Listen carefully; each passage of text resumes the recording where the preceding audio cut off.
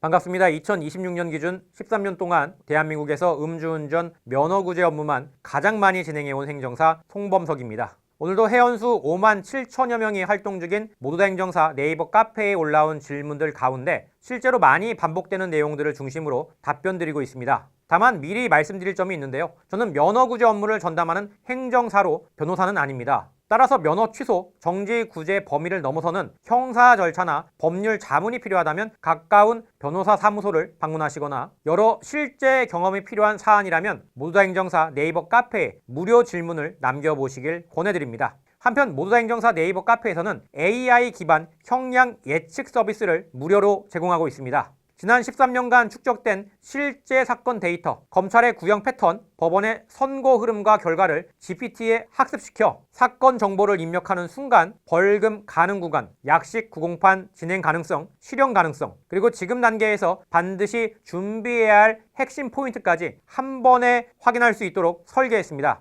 인터넷 추측이나 단편적인 사례가 아니라 데이터 기준으로 현재 사건의 위치를 점검해 보시길 바랍니다. 자세한 내용은 이 영상 하단에 안내된 링크를 참고해 주시길 바랍니다.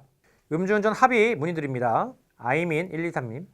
초범이고 2026년 1월 5일 월요일 새벽 2시 35분경 음주 후에 주행 중 도로 옆 가드레일을 충격했고 튕겨 나갔는데 파편이 반대 차선 주행 중이던 택시의 밑으로 들어가 택시기사분께서 음주 신고를 했고 경찰 신고 후에 음주 측정 진행했습니다. 수치는 0.064 면허 정지를 받았는데 처음 사고 당시에 동승자가 있어서 몸 이상 여부 판단 후 출발했는데 주행 중에 뒤에 택시가 계속 따라와서 정차해 보니까 파편이 튀겨 택시에 부딪혔고 상황 판단을 위해 내리려 했으나 뺑소니로 착각해 경찰 신고가 진행됐습니다. 제가 궁금한 점은 이러한 상황에서 제가 개인 피해 외에 타인의 피해가 없다고 생각하고 출발한 경우에도 뺑소니로 적용이 되는지가 궁금합니다. 음주 단속 후에 경찰분께 사고 경위를 전부 말씀까지 드렸는데 그것과 별개로 일단 택시기사분과 합의를 진행해야 하는지 아니면 보험 처리로 진행해야 할지 잘 몰라서 문의드립니다.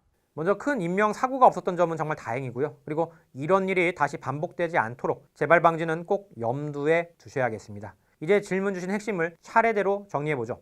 이게 뺑소니로 적용될 수 있느냐 결론부터 말씀드리면 비접촉 사고도 뺑소니가 될 수는 있습니다. 하지만 모든 비접촉 사고가 뺑소니는 아닙니다. 뺑소니가 성립하려면 법적으로 가장 중요한 요건이 하나 있는데요. 사고 발생을 인식했는지 여부입니다. 사고가 났다는 걸 알고도 필요한 조치를 하지 않고 현장을 이탈했다. 이게 입증되어야 뺑소니가 되죠.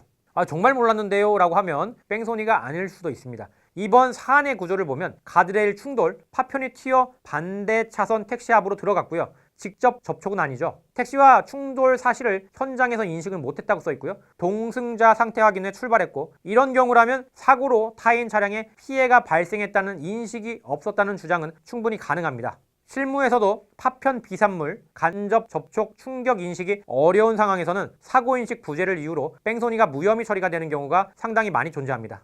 다만 이 부분은 어디까지나 수사기관의 판단 영역입니다. 경찰, 검사가 사고 정황, 충격 정도, 운전자의 인식 가능성을 종합해서 판단하게 되는 거죠. 그래서 현재 단계에서 무조건 뺑소니다, 무조건 아니다라고 단정할 수는 없습니다. 경찰의 사고 경위를 솔직히 설명한 건 정말 잘한 대응이고요. 이미 경찰 조사에서 사고 경위를 전부 설명했다면 그 자체로 불리한 행동은 아니죠. 오히려 사고를 숨기지 않았고 인식 여부를 설명했고 도주 의도가 없었다는 점을 기록으로 남긴 것이기 때문에 무혐의 판단에 도움이 될 여지도 있습니다.